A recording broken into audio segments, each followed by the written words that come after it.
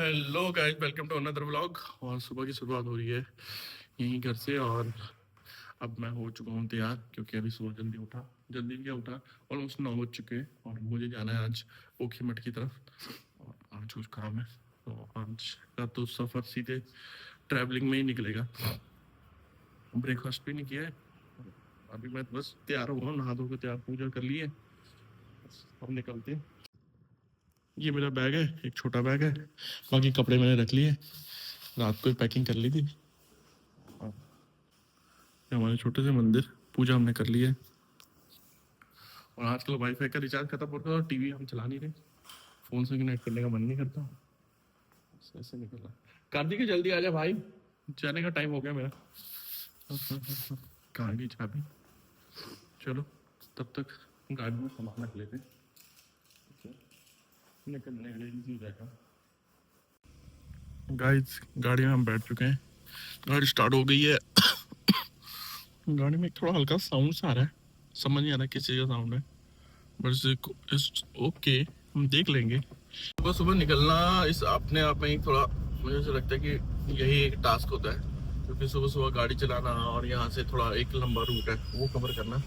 क्योंकि मुझे ऐसा लगता है कि मैक्सिमम एक क्या है कि सुबह सुबह ना, एक तो ट्रैफिक इतना होता है। देहरादून की बात करूँ तो, और जिस लोकेशन में मैं रहता हूँ यहाँ तो कुछ ज़्यादा ही लगता है मुझे। अब पहले किसी टाइम पे बहुत कम हुआ करता था, अब देहरादून देहरादून जैसा रहा नहीं।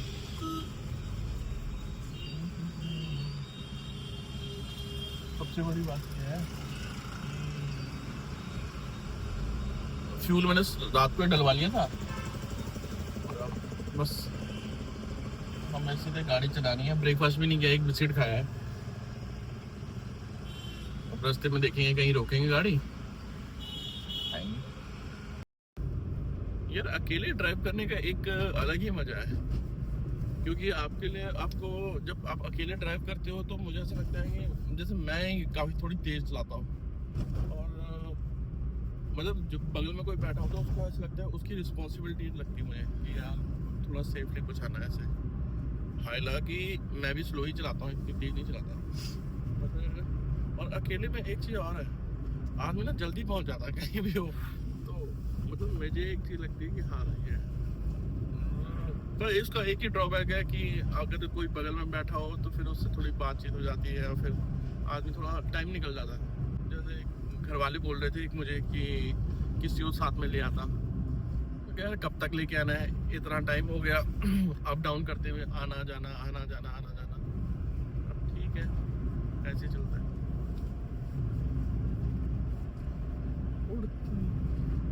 और आजकल मुझे ऐसा लग रहा है कि सर्दियाँ भी हैं तो सुबह थोड़ी देर से खुलती है और रात भी जल्दी हो जाती है पहाड़ों में। शहरों में तो फिर भी थोड़ा उजाला रहता है, पहाड़ों में जहाँ हम जा रहा हूँ वहाँ तो 5 बजे के बाद, 5:30 बजे के बाद हवा बहुत तेज चलती है, अंधेरा इतना हो जाता है कि ऐसा लगता है कि रात के 10 बज के।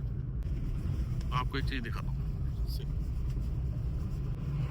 ये देहरादून का वेदर है। और मतलब पहाड़ों का, मतलब अभी मैं ऋषिकेश पहुँचने वाला हूँ, तो मोस्टली मैं ये थानो रायपुर वाले रोड निकलता हूँ, यहाँ से जाता हूँ। आप एक चीज़ देखोगे कि यहाँ पर वेदर कितना क्लियर है। हमारे पास दिल्ली वालों जैसा पोल्यूशन कहाँ, जहाँ विजिबिलिटी जीरो है, यहाँ विजिबिलिटी जीरो होगी। यहाँ एक्चुअल में वो फॉग, वैसे वाला फॉग जिसे पाला बोलते हैं, धुंध बोलते हैं। ऋषिकेश आए और ये पुल तो मैंडेटरी बनता ही है देखना। क्योंकि लोग यहाँ पे अपनी प्री वेडिंग शूट करने के लिए भी बहुत आते हैं। और मैं तो जब भी आता हूँ तो मैं तो हमेशा ऐसे दिखता हूँ, 2 कैमरामैन, 2 कपल, एक कपल बुलेट पे, बाइक पे, कार पे यहाँ पे वीडियो शूट करते हैं। और मुझे लगता है कि ऋषिकेश देहरादून में प्री वेडिंग शूट के लिए लोग मैक्सिमम इस साइड ही आना पसंद करते हैं, क्योंकि थोड़ा व्यू भी अच्छा है। और आगे यहाँ पे एक गांव है, वहाँ पे भी अच्छी शूटिंग होती है। मतलब प्री वेडिंग शूटिंग की बात कर रहा हूँ, गाने तो होते ही रहते होंगे। आज मैं एक चीज़ और देख रहा हूँ कि रास्ते भी कुछ ज़्यादा वैसे हो रखे हैं, 1-2 जगह मुझे रुकना ही पड़ गया। साल बाद अभी मुझे लग रहा है कि वो ट्रेन भी आ ही जाएगी, क्योंकि काफ़ी मतलब 80 to 90% काम हो चुका है। जगह जगह प्रोजेक्ट चल रहे हैं। लाइक ये देखो, जिस दिन यहाँ ट्रेन आ गई उस दिन पहाड़ में काफ़ी महंगाई कम हो जाएगी, पर उसके 2-3 ड्रॉबैक्स हैं मुझे ऐसा लगता है। एक कि बाहर के लोगों का ज़्यादा आना हो जाएगा, पहले यहाँ भिखारी नहीं है, और जब वो आ जाएंगे तो मुझे ऐसा लगता है सबसे ज़्यादा पहले तो भिखारी आएंगे। और जब माइग्रेट होते हैं लोग इधर से उधर और बाहर के लोग काफ़ी आ जाते हैं तो थोड़ा माहौल भी चेंज होता है।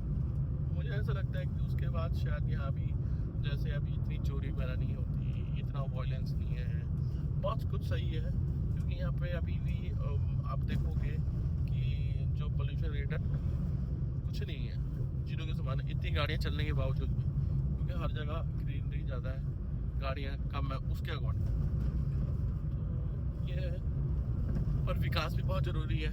हम ये भी नहीं बोल सकते कि उस ग्रीनरी चक्कर में जो, क्योंकि मैक्सिमम लोग क्या हो रहा है, जहाँ पर तो पहाड़ पर टूरिस्ट एरिया है वो तो बहुत अच्छा डेवलप है, पर जो एरिया वैसा है जहाँ पे मतलब कुछ टूरिज्म स्पॉट नहीं है, फॉर एग्जांपल जैसे उत्तराखंड में 4 धाम है, उसके अलावा कुमाऊं में जैसे कैंची धाम है, नैनीताल है, मसूरी है इधर, और चक्राता साइड है, और अल्मोड़ा है, पिथौरागढ़ है, मतलब कुछ लोकेशन है जो मेन मार्केट वाली है वो ठीक है। उसके अगल बगल चीज़ें वहाँ पे कुछ है ही नहीं, स्कूल नहीं अच्छे हैं, कॉलेज नहीं है, 30-40 किलोमीटर दूर कॉलेज जाना पड़ता है। तो ये एक बहुत बड़ा बैरियर है। यहाँ पर मुझे ऐसा लगता है कि जब ये चीज़ें हो जाएंगी, आ जाएंगी ट्रांसपोर्टेशन और ट्रेन ये कुछ थोड़ी ठीक आ जाएंगी तो कुछ रोजगार भी मिलेगा लोकल लोगों को, क्योंकि मैक्सिमम लोग ना माइग्रेट होकर देहरादून, ऋषिकेश, श्रीनगर, दिल्ली ऐसे ही है, क्योंकि ऑप्शन तो दूसरी है ही नहीं पहाड़ के लोगों के पास। और ये चीज़ मुझे ना पहले से काफ़ी चुभती है, ऐसा नहीं कि मतलब मैं देखता नहीं हूँ, मुझे ऐसा लगता है कि काश हमारे हाथ में भी कुछ अलग सा हो पाता और डेफिनेटली हम कुछ करते, पर कुछ सरकार को भी हम क्या ही दोष दें, क्योंकि पहली प्रायोरिटी हमारी होनी चाहिए कि किसी भी चीज़ को करने के लिए, है ना। अगर हम खुद ही गलत है तो हम दूसरों को कैसे हम बोल दें सही कर, मतलब कि तुम गलत हो, मतलब खुद को सही करना जरूरी होता है, तभी तो दूसरों को बोलना चाहिए। ये है बात, मेन ये है कि मैंने सुबह से नाश्ता कुछ किया ही नहीं है, तब से गाड़ी चला रहा हूँ, वो भी बिना गानों के ऐसे। मतलब आज मेरा कुछ नॉर्मली बहुत बोरिंग सा जा रही है राइड में ना, कुछ मन नहीं कर रहा, गाने भी नहीं सुने। एक तो ट्रैफिक तो है नहीं, यहाँ तो नहीं रहता ट्रैफिक, पर ये है कि 1-2 जगह वो था, जाम सा लगा हुआ था, तो उस चक्कर में क्या हुआ कि गाड़ी 10 मिनट एक जगह खड़ी हुई, 15 मिनट एक जगह खड़ी हुई, तो थोड़ा लेट हो गया है। बाकी ओवरऑल देखा जाए तो ठीक है, 11:15 हो चुके हैं, और श्रीनगर भी अभी 70 किलोमीटर दूर है, तो 2-3 घंटे में श्रीनगर पहुँचेंगे। उससे पहले ये आ जाएगा आपका देवप्रयाग, ब्यासी तो हमारे यहाँ एक ऐसी लोकेशन है जहाँ पे नाश्ता होता है, और 3 धारा, मुझे अगर गढ़वाल के लोग अगर इसको देख रहे हो तो उन्हें पता है कि 3 धारा तो एक ऐसी लोकेशन है जहाँ पे लोग मोस्टली लंच यही करते हैं, क्योंकि बसेस जो है वो 3 धारा में ही रुकती है सबकी, ठीक है। जो ब्यासी, ये है ब्यासी। फाइनली गाइस ब्यासी आ चुका है, और अब यहाँ नाश्ता करने के लिए रुकते हैं, चलते हैं बड़ा।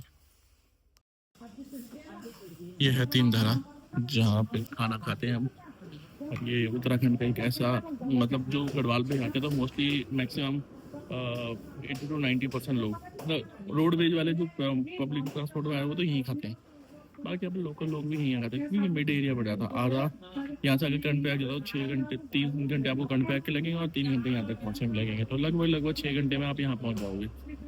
तो इसमें 3 घंटे में जब यहाँ पहुँचोगे भूख लगी जाती है, और दिन का टाइम हो ही जाता है, और टाइम मेरे हिसाब से अभी तो 12-12:15 ही हो रहे हैं। तो ये है कि यहाँ पे खाना कंटिन्यू ढाबे हैं, तो फ्रेश खाना मिल जाएगा आपको। खाना खा लिया मेरे भाइयों, और अब चलते हैं आगे की तरफ। आपसे एक बात शेयर करूंगा जो मुझे लगा है कि मतलब शहरों में और पहाड़ में कितना थोड़ा फर्क है। जैसे ये 3 धारा ये लोकेशन है, मैक्सिमम क्या होता है यहाँ पे कि आपको खाना बहुत फ्रेश और सही मिलेगा। यही अगर आप बाहर चले जाओगे कहीं ना, जैसे बसेस वगैरह, यहाँ रोडवेज की बसें यहीं रुकती हैं, कोई आपके साथ फालतू बदतमीजी नहीं करेगा, ज़्यादा फालतू चीज़ें नहीं करेगा। रेट भी रीजनेबल है, क्योंकि पहाड़ है, थोड़ा बहुत हल्का फुल्का महंगा, हल्का फुल्का, इतना भी नहीं है। 100 150 में आपका खाना भरपेट हो जाएगा आपका, नॉर्मल। पर अगर आप यही एक्सपीरियंस अगर आप किसी मेट्रो सिटी में देखेंगे, क्योंकि मेरे साथ 2 बार हो चुका है, मैं 2 बार दिल्ली गया था। दिल्ली से जब मैं वापस आया तो दोनों बार ना मैं पब्लिक ट्रांसपोर्ट से आया। तो उसमें क्या था कि उन्होंने जहाँ गाड़ी रोकी ना, वो इतने बदतमीज लोग, उन्होंने दोनों बार गया, दोनों बार लड़ाई हुई वहां पे। और वो किसी मतलब जो भी कस्टमर है उनके साथ लड़ जाना, फालतू एक्स्ट्रा पैसे ले लेना। और मेरे सामने की बात है, 2 रोटी खाई किसी ने तो उससे 4 के पैसे ले लिए। महंगा, इतना महंगा, सीधे 220, 250, 300, 350 थाली। अब यार रात को जब गाड़ी कहीं रुक रही है तो नॉर्मल सी बात है, कहीं और तो क्या ही जाएगा आदमी, खाएगा भी वहीं पर ही भाई। उसके अलावा बस तो कहीं रुक ही नहीं रही। तो मैं देख रहा हूँ कि अच्छा, पैसे भी लो आप, कोई दिक्कत नहीं है, एटलीस्ट खाना अच्छा, फ्रेश, साफ। और सबसे बड़ी बात, तुम्हारा जो स्टाफ है वो अच्छा होना चाहिए, कोऑपरेटिव होना चाहिए, कि सामने जब गाड़ी आएगी तुरंत खाना लगा के दे दिया जाए। तो ऐसा है ही नहीं। स्टाफ जितना बदतमीज, उससे ज्यादा ऑनर बदतमीज, बोलने की तमीज नहीं बहुत। अब ये जैसे मुझे तो एक्चुअली पता भी नहीं है कि बसेस कहाँ रुकती हैं जब आते हैं वहाँ से, दिल्ली से अगर देहरादून आ रही है, चंडीगढ़ तक आ रही है दिल्ली से, तो पता नहीं खतौली आता है या कौन सी लोकेशन, मुझे एक्चुअल में सर टू बी ऑनेस्ट मुझे लोकेशंस नहीं पता है। पर भाई साहब, मेरा खुद का एक्सपीरियंस है, खाना बेकार, बहुत सारी चीजें, मतलब एक्सपीरियंस ही बहुत गंदा रहा मेरा। मतलब मेरे साथ तो नहीं हुआ, बट मैंने देखा जिनके साथ हो रहा है, तो फिर वो मुझे बहुत हिट करी बात, यार ये तो चीज खराब है। और इसी के अकॉर्डिंग आप पहाड़ में आ जाओ, महंगा होगा पर तमीज से बात करेंगे आपके साथ। हमारे यहाँ पे 3 धारा आई है ना पहाड़ में, मोस्टली मैं यहीं आके खाना खाता हूँ, जब यहाँ से केदारनाथ जाता हूँ, ऊखीमठ जाता हूँ, करण प्रयाग जाता हूँ, अपने गाँव जाता हूँ, तो इसी रूट से जाता हूँ। और 3 धारा में नॉर्मली मैक्सिमम मेरा रूट ही यही है, मैं खाना भी यहीं पे ही खा लेता हूँ, ठीक है जो भी है। पर इनका खाना मोस्टली फ्रेश, साफ सुथरा। और सबसे बड़ी बात है यार, चलो खाना तो जितना जैसे भी होगा वो होगा ही, पर ये जो द वे है ना, ये मतलब बात करने का तरीका बहुत अच्छा, गढ़वाली, हाँ जी भाई जी, हाँ जी भाई जी, हाँ जी भाई। तो वो चीज़ मुझे थोड़ी अच्छी लगती है कि एटलीस्ट आप सामने वाले को रिस्पेक्ट दे रहे हो तो आदमी वैसे ही खुश हो जाता है। फाइनली मैं देवप्रयाग में आ गया हूँ, और अगर आप लोगों को नहीं पता तो मैं आपको एक चीज़ बता देता हूँ। गंगा हरिद्वार में है, पर बनती देवप्रयाग से है, क्योंकि अलकनंदा और भागीरथी का जब संगम होता है तो गंगा बनती है। तो अगर आप मेरे सामने देख रहे होंगे, गंगा है, इधर से अलकनंदा आ रही है और इधर से भागीरथी आ रही है, जो मेरे इस साइड राइट साइड पे है, सॉरी लेफ्ट साइड पे ये भागीरथी है, और जो लेफ्ट राइट साइड पे, सॉरी इस साइड को है, वो अलकनंदा है। दोनों के मिलने के बाद ही गंगा का ओरिजिन होता है। वैसे भागीरथी हमारी गोमुख से आती है, और अलकनंदा में पीछे काफ़ी सारी नदियाँ मिक्स होती है, जैसे आपका मंदाकिनी हो गया और पिंडर हो गया। तो ये सारी की सारी बद्रीनाथ और केदारनाथ से मिक्स होके भागीरथी यहाँ से आती है, और अलकनंदा बद्रीनाथ और केदारनाथ से मिलकर होके आती है। तो श्रीनगर आ गया है। श्रीनगर की एक चीज़ तो अच्छी है कि यहाँ सारे स्टूडेंट ही हैं। भीड़ आपको यहाँ 2 ही चीज़ें हैं, एक कॉलेज, दूसरा हॉस्पिटल। श्रीनगर गाइस, हमने श्रीनगर क्रॉस कर लिया है और अभी हम पहुँच गए हैं धारी देवी, अगर आपको दिख रहा हो। इस टाइम मैं हूँ धारी देवी में, और सुबह मैं लगभग 8 बजे निकला था, फिर देवप्रयाग, फिर 3 धारा श्रीनगर होते हुए अब मैं धारी देवी पहुँच गया हूँ। तो सामने यहाँ पे पीछे बोटिंग भी हो रही है। धारी देवी का कनेक्शन केदारनाथ से बहुत जोड़ा जाता है। कहते हैं कि जिस दिन धारी देवी का मंदिर नीचे से उठाया गया था, सेम दिन ही केदारनाथ में आपदा आई थी, 2014 की बात है ये। और यहाँ पे डैम के लिए पानी एक स्टोरेज करने के लिए गया था। यहाँ पे पहले गांव था, और गांव की देवी थी धारी देवी, और कहते हैं कि ये कनेक्टिविटी करते हैं केदारनाथ से, कि जब यहाँ मतलब कुछ चेंजेस हुई थी तो उसी वजह से केदारनाथ में आपदा आई थी। अब ये सच है कि झूठ, ये तो बहुत अलग बात है, बट यह है कि गांव वालों की और लोकल लोगों की, जैसे हम लोग यहाँ पे आते हैं तो हम सुनते हैं, तो उनकी आस्था ही बहुत है। और अब कुछ टाइम से यहाँ बोटिंग भी स्टार्ट हो गई है, जैसे टेरी लेक में आपने देखा होगा, वैसे यहाँ भी बोटिंग स्टार्ट हो गई है।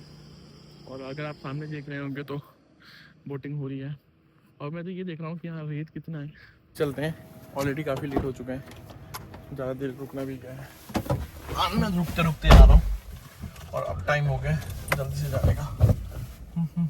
चलो, दिसंबर का मंथ है और मैं कोई चीज़ दिखाता हूँ। मैं रुद्रप्रयाग आ गया हूँ ना, ये देखो आप सामने, काफी जो सामने पहाड़ दिख रहे हैं, मोस्टली मैंने उसे ना बर्फ में देखा है, मतलब ठीक टाइम, इस टाइम दिसंबर में। पर अब कुछ टाइम से बर्फ बहुत कम हो गई है, मे भी शायद पोल्यूशन की वजह से। नहीं तो भाई साहब मस्त ठंडा होता है। अभी वैसे ठंडा हो ही रहा है, अभी तो गाड़ी के अंदर हूँ तब मुझे नॉर्मल लग रहा है। जैसे मैं गाड़ी से नीचे उतरूंगा ठंडा, क्योंकि मैंने पीछे अभी विंडो नीचे खोली थी, बहुत ठंडी हवा आ रही, पता लग रहा है कि टेम्परेचर बहुत डाउन हो गया है। गाइस, मेरी कंपनी का नाम है चौखंबा और I will show you the Chaukhamba.